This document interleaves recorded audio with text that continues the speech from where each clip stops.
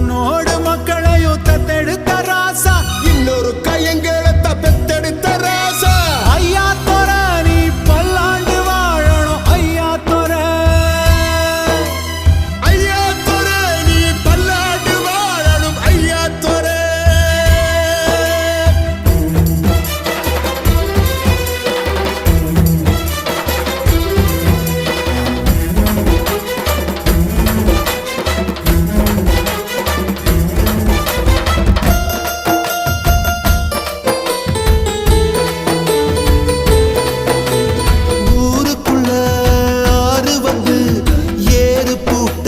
சொல்லுதையா